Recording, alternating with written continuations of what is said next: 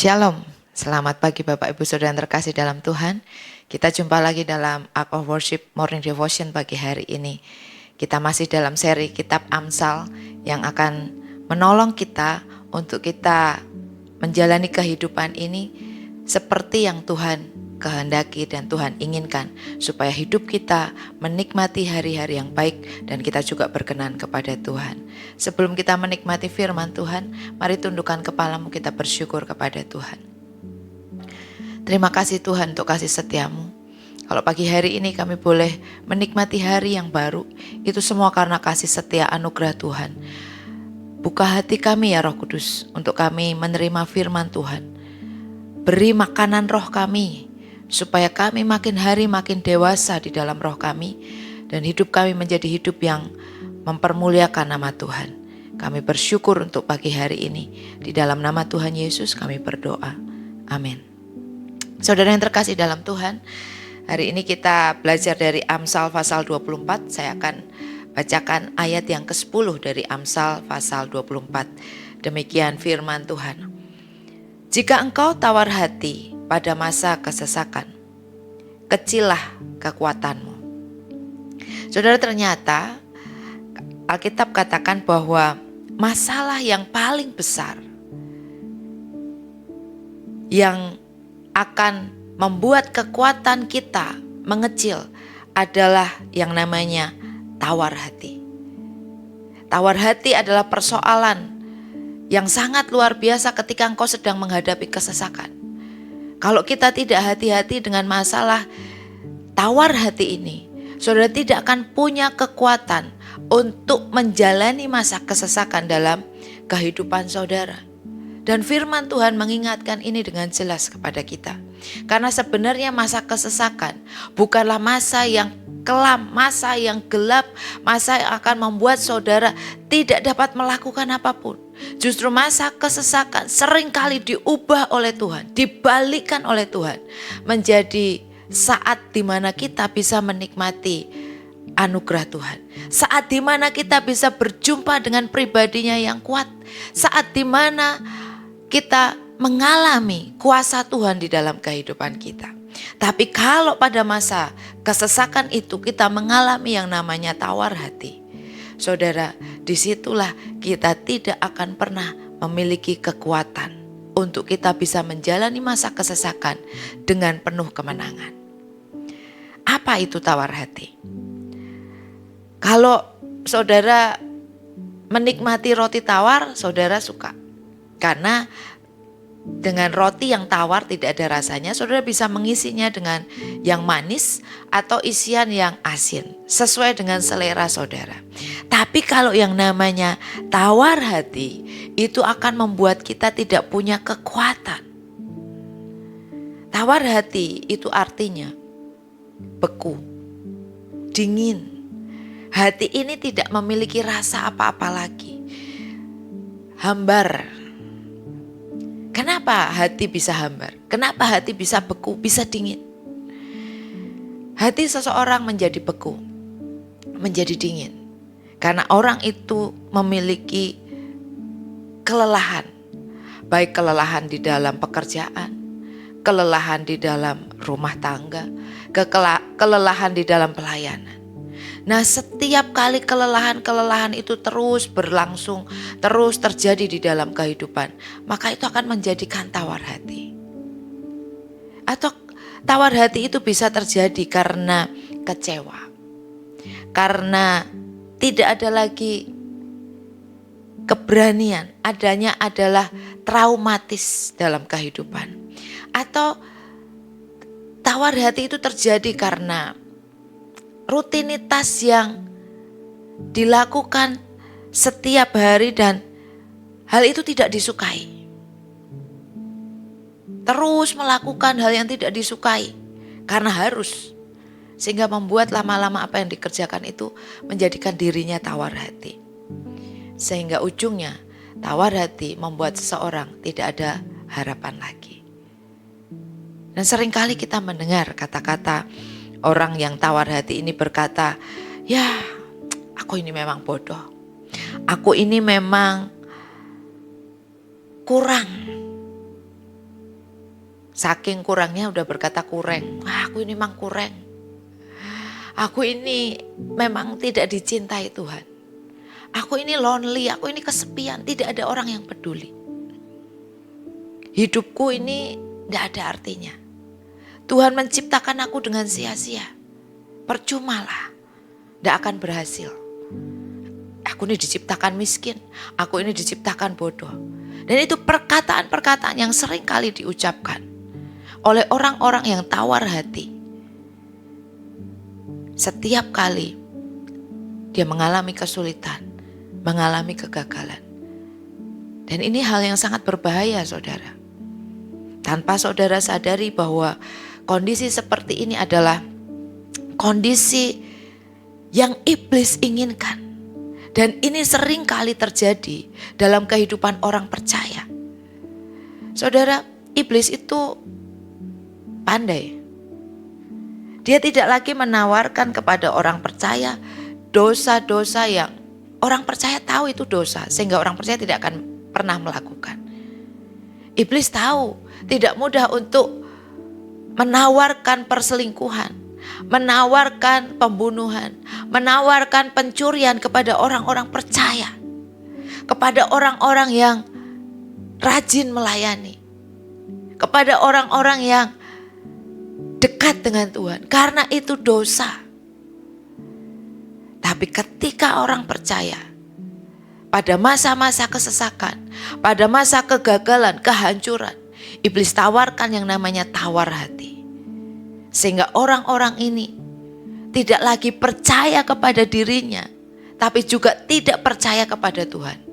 Dan itu membuat iblis dengan mudah menarik orang ini untuk meninggalkan Tuhan. Tawar hati itu membuat orang tidak memiliki kekuatan pada masa-masa kesesakan. Jadi kita harus waspada dengan yang namanya tawar hati, saudara. Mungkin saudara kuat dengan yang namanya hal-hal yang berbau tentang perselingkuhan, perzinahan, perjudian, pesta pora, mabuk-mabukan. Tapi hati-hati dengan yang namanya tawar hati. Dan seringkali ini dimulai dari perkataan, dari ucapan. Nah, ucapan kita seringkali itu melemahkan. Ucapan kita seringkali membuat kita tidak berdaya. Nah, barusan kita merayakan Rosasana.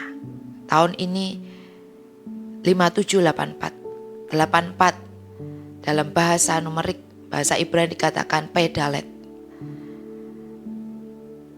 P itu berbicara tentang mulut. Dalet itu tentang hurufnya berbentuk pintu. Kalau kita mau memasuki pintu gerbang yang Tuhan sudah buka di tahun ini, maka perkataan kita, ucapan kita itu sangat berpengaruh, saudara. Saudara tidak akan pernah bisa menjalani rencana Tuhan. Saudara tidak akan pernah bisa terima janji Tuhan kalau mulut saudara berkata, aku tidak mungkin terima yang baik dari Tuhan. Saudara tidak akan pernah bisa memasuki pintu-pintu gerbang yang terbuka di hadapan saudara kalau saudara berkata, aku tidak punya kekuatan. Aku ini siapa? Aku miskin, aku tidak berdaya. Aku tidak ada harapan lagi. Nah, kita tidak akan pernah bisa punya kekuatan kalau dari mulut kita menghakimi diri kita sendiri bahwa kita tidak punya kekuatan untuk itu. Jadi hati-hati, tawar hati ini akan membuat saudara menghakimi diri saudara sendiri, menghakimi Tuhan yang tidak peduli dengan saudara, sehingga membuat saudara tidak punya kekuatan untuk saudara menjalani rencana Tuhan, untuk saudara menerima anugerah Tuhan dalam hidup saudara. Yosua sebagai jenderal yang membawa bangsa Israel menuju ke tanah perjanjian. Yosua menggantikan Musa yang gagal untuk masuk ke dalam tanah perjanjian. Firman Tuhan berkata, jangan takut, Dan jangan gentar hatimu, jangan tawar hati. Karena tawar hati ini saudara, musuh untuk saudara bisa masuk ke dalam tanah perjanjian. Tanah yang berlimpah susu dan madu. Dan ini yang diperingatkan Tuhan kepada Yosua. Dan Yosua bagaimana dengan gagahnya. Sekalipun ada begitu banyak tantangan di depan. Bukan saja tantangan musuh, tetapi tantangan terhadap bangsanya sendiri. Dia memastikan dirinya untuk tidak tawar hati dengan berkata, aku dan seisi keluargaku akan tetap menyembah Tuhan. Ini yang membuat Yosua kuat saudara. Sehingga dia bisa memimpin bangsanya masuk ke dalam tanah perjanjian. Kekuatan di dalam Tuhan itu yang membuat Yosua menang atas masa-masa kesesakan. Nah, hari ini firman Tuhan mengingatkan kita untuk kita tidak tawar hati. Bagaimana supaya kita tidak tawar hati? Kita baca di dalam Yohanes 14 ayat yang ke-16. Yohanes 14 ayat 16 berkata demikian. Aku akan minta kepada Bapa dan ia akan memberikan kepadamu seorang penolong yang lain, supaya ia menyertai kamu selama-lamanya. Saudara, ini janji firman Tuhan bahwa Tuhan ketika dia naik ke surga, dia tidak meninggalkan kita sendiri. Tetapi Tuhan berkata, aku minta kepada Bapa dan ia akan memberikan. Saat ini saudara dan saya diberi kado yang terbaik oleh Tuhan. Diberi penolong yang lain supaya penolong itu menyertai kita selama-lamanya. Siapa penolong itu? Penolong itu adalah Parakletos, yaitu Roh Kudus. Bahasa Yunani Parakletos itu memiliki makna one who is called to someone's aid. Artinya apa? Seseorang yang dipanggil untuk menolong yang lain. Ini kado yang terbaik saudara. Kado yang akan menyertai kita selama-lamanya. Yaitu pribadi, seorang penolong yang dipanggil untuk menolong kita. Jadi pada masa kesesakan saudara tidak sendiri. Saudara punya penolong yang akan menolong saudara, mengangkat saudara, menuntun saudara, membela saudara, menyertai saudara sampai selama-lamanya. Jadi jangan biarkan mulutmu ini itu menggagalkan apa yang Tuhan sudah berikan dalam hidup saudara. Jangan biarkan mulutmu ini menghakimi kekuatan yang ada di dalammu. Kekuatan yang berasal dari Roh Kudus yang menyertai hidupmu sampai selama-lamanya. Saudara tidak sendirian. Saudara disertai dengan Roh Kudus yang akan menolong saudara. Yang menjadi persoalannya adalah bahwa bukan suara Roh Kudus yang terdengar dengan jelas setiap kali engkau mengalami kesesakan, tetapi suara ketakutan, suara kekhawatiran, kata-kata negatif itu jauh terdengar lebih keras daripada suara Roh Kudus dalam hidup saudara. Dan ini bahaya. Jangan biarkan suara-suara itu terdengar jauh lebih keras. Lalu saudara bertanya, gimana dong Bu caranya supaya suara itu tidak terdengar lebih keras daripada suara Roh Kudus? Saudara, tundukkan dirimu dengan firman Tuhan. Tundukkan kedaginganmu dengan firman Tuhan. Baca firman. Biasakan memuji Tuhan. Dan itu akan membuat suara Roh Kudus terdengar dengan jelas dalam hidupmu. Itu akan membuat kedaginganmu tunduk dengan suaranya. Sehingga kau akan berjalan dengan kekuatan yang dari Tuhan. Sekali lagi, tawar hati itu mengerikan saudara. Jadi ingatlah bahwa saudara punya Roh Kudus yang akan menolong saudara untuk melewati masa kesulitan saudara, masa kesesakan saudara. Saya membaca ada sebuah ilustrasi yang menceritakan demikian. Pada suatu saat ada seorang yang berjumpa dengan malaikat maut, saudara. Orang ini ketakutan. Orang ini berkata kepada malaikat maut, malaikat maut, apa yang akan kau lakukan malam hari ini? Malaikat maut berkata, akan ada banyak orang yang aku jemput malam hari ini. Berapa? Siapa mereka yang akan engkau jemput? Malaikat maut berkata, malam ini akan ada 100 orang yang akan aku jemput. Hah? Banyak sekali 100 orang. Kata orang ini kepada malaikat maut. Ya, ada 100 orang. Lalu dengan segera orang ini meninggalkan malaikat maut. Dia berkata kepada saudara-saudaranya, orang-orang di rumahnya, hei kalian siap-siap. Malaikat maut mau menjemput 100 orang pada malam hari ini. Ayo bertobat, jangan melakukan dosa lagi. Supaya ketika malaikat maut menjemput hidupmu, engkau nantinya tidak masuk dalam penghukuman yang kekal. Ayo siap-siap. Kemudian orang ini berkata lagi kepada tetangganya, kepada kolega-koleganya, diteleponin semua.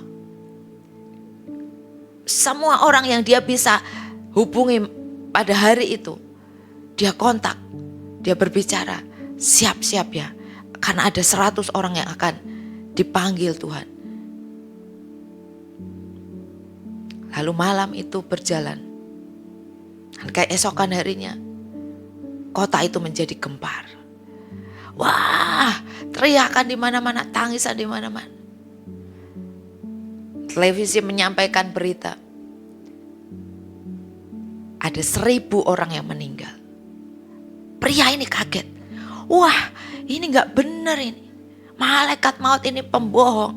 Dia bilang 100 orang, tapi pada kenyataannya 1000 orang yang meninggal. Bagaimana ini?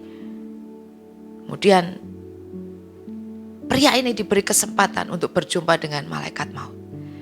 Dan dia berkata kepada malaikat ini, malaikat, engkau pembohong yang besar. Engkau berkata bahwa 100 orang yang akan engkau panggil untuk meninggal pada malam hari ini. Tapi ternyata pagi ini diberitakan ada 1000 orang. Bagaimana ini mungkin terjadi? Engkau tidak bisa dipegang perkataanmu, engkau pembohong besar. Malaikat maut berkata, tidak. Aku mengerjakan tugasku. Aku benar-benar memanggil 100 orang untuk dibawa pulang. Dan yang 900 itu mati karena kekhawatiran, ketakutan, kecemasan. Ketika mereka mendengar berita yang engkau sebarkan. Saudara, seringkali ketakutan, kecemasan, kekhawatiran itu membuat kita tidak bisa lagi mendengar suara-suara yang mengingatkan kita. Kita menjadi tawar hati. Kita berkata, ya sudahlah, aku memang seperti ini. Ya terjadilah memang aku seperti ini. Kita tidak bisa mendengar suara Roh Kudus yang memperingatkan kita. Suara Roh Kudus yang mencoba untuk menolong kita keluar dari kesulitan atau menjalani kesulitan dengan caranya Tuhan. Tetapi kita lebih memilih suara hati kita yang membawa kita kepada kelemahan. Sehingga di masa kesesakan kita terpuruk. Di masa kesesakan kita tidak bisa melihat anugerah Tuhan yang besar dalam kehidupan kita. Saya berdoa saudara, mari pada masa kesesakan, pada masa kegagalan, pada masa kehancuran, pada masa-masa suram, saudara tidak menjadi tawar hati dan kecil kekuatan saudara. Tetapi pada masa-masa seperti itu, saudara mendengarkan suara Roh Kudus dalam hidup saudara. Saudara ingat akan firman Tuhan yang saudara baca, yang saudara renungkan.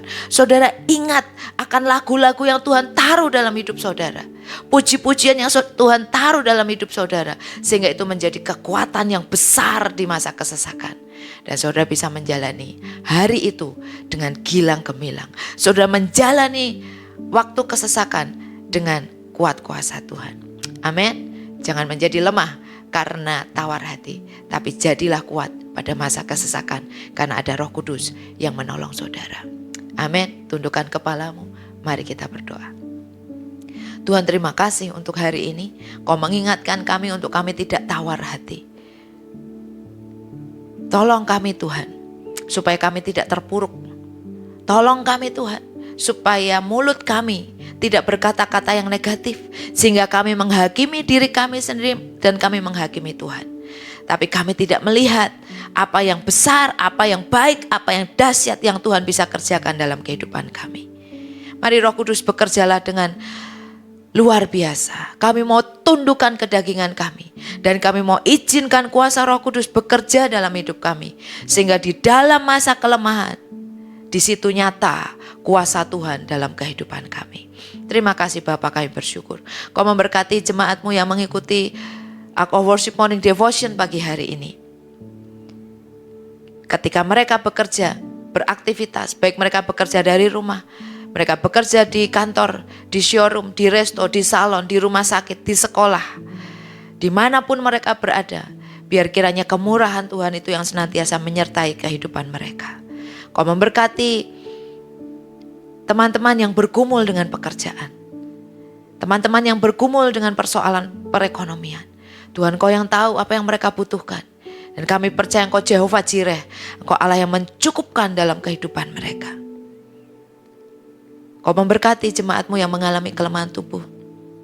Kau memberkati untuk Pak Jamaluddin, untuk Pak Pasaribu, untuk Oma Ruth, juga memberkati Oma Esther. Kau memberkati Ibu Hani. Berkati dengan kekuatan yang daripadamu Tuhan.